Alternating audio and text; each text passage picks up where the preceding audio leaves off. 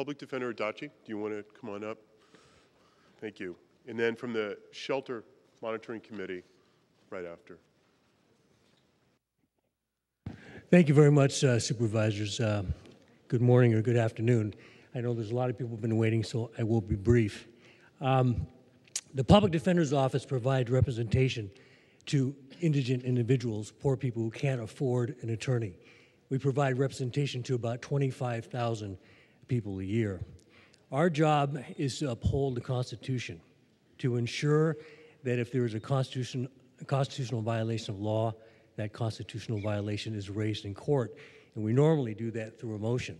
And for example, if a person was stopped without good reason or what the law calls probable cause, we would then file a motion objecting to that. Another part of what public defenders do is that we challenge the constitutionality of laws. And so I thought it would be helpful today for me to review with you what I believe some of the potential constitutional challenges would be to the ordinance that is being proposed. Now, I understand that there are several versions. I have seen at least two versions of the ordinance, and I'm going to address my comments to, I believe, which is the more recent version that I saw, which I believe had been reviewed by the city attorney.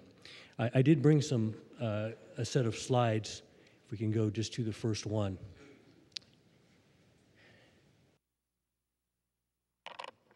San Francisco would not be the first county or city to have what's been commonly referred to as a sit-lie law. There are other similar ordinances that have been passed and implemented in different parts of the state as well as in other states. The ordinance would do three things. It would make it a crime for a person to sit or lie down on a public sidewalk. It would make it a crime to it would make it a crime to place or leave any object on a public sidewalk unless the object is in the person's hand or within 2 feet of the person's nearest foot. The third thing it would do is it would make it a crime to allow an animal to be unleashed, or if the animal is leashed, to be more than 2 feet from the person. So these are essentially the three provisions that would constitute crimes in the alternative. Any one of these things would constitute a violation of the ordinance. Now, one of the things that we look at in challenging a constitutional or raising a constitutional challenge to a crime is whether or not the crime would treat all people equally. And it doesn't mean that everyone's going to be treated, 100% equally under the law, but it has to be the kind of law that would criminalize the same type of behavior, no matter who committed the crime and regardless of the circumstances, unless there's some exception under the law. The second thing that is looked at is whether or not the law provides sufficient notice to a citizen or a resident so that they would know that their conduct would violate the law. Similarly, it's important that the law be understandable to the police officer, so the police officer understands and knows what conduct is prohibited.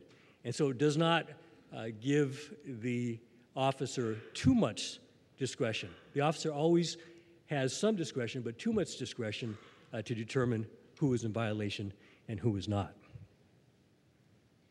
Now, looking at this first photograph, this would be a clear violation of the statute. You have an individual who's depicted there, forgetting for the moment that he has a cup in his hand. He has his belongings.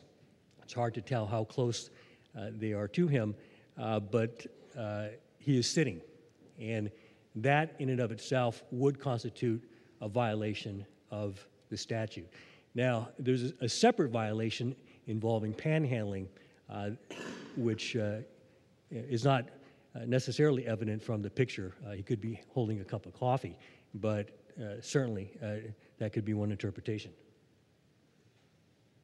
The next photograph of a young woman who's sitting on her luggage, we could make different assumptions about what she's doing, whether or not she's waiting for a cab or waiting for some friends, or perhaps is lost. But this person as well would be in violation of the statute because she is sitting, it appears to be on a public sidewalk. She's probably within 2 feet of her belongings, so she's not in violation of that section. Next, we have 2 individuals who are, again, on a public sidewalk. They appear to be sitting on an object.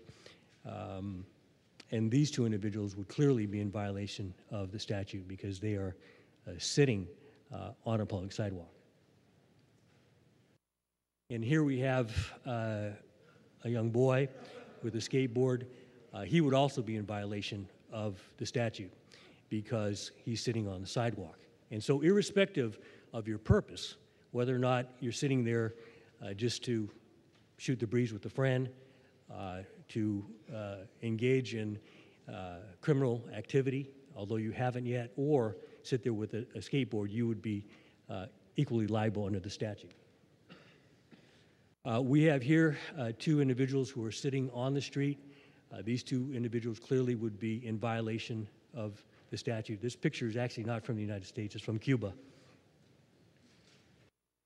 This picture here also shows 3 people. Again, the assumption I made when I saw this is they were sightseeing, they were looking at something, and they were sitting down while they were doing that. But these 3 individuals would also be in violation of the statute. Here we have what appears to be a mother and a child, or a young child, and they're sitting down in the street. These 2 individuals obviously would be in violation of the statute because the child is lying and the mother is sitting. This is a picture also of what appears to be a mother and her child. They're sitting on the street. At least part of their bodies are touching the street, and they could be in violation of the statute. It's not quite clear whether they're on the street or perhaps they're sitting on a stoop. We have an individual here who is holding a sign. It says, "Help Save Brittany." So it's not a violation of the panhandling statute necessarily, but it would be a violation of the sit-lie law because he is protruding onto a public street. And here we have 2 students who, again, are sitting down on the ground. If this was on a public street, they would be in violation of the statute as well. Mr. Adachi, the 2 slides back about the man panhandling, sitting Yes. down, no current law right now addresses that? Well, there's the anti-panhandling law, and that does prohibit this activity. And There's any of the loitering laws don't address that at all? It would as well. It's an aggressive panhandling law, not? Well, there's 2. There's aggressive panhandling, and then there's, I believe it's 647C, which bans solicitation. That's a penal code. One is the municipal police code, the other is a penal code. But with regard to anti-loitering, as well as on solicitation, 647C, those laws don't exist. That would ban that right now, right? That's correct.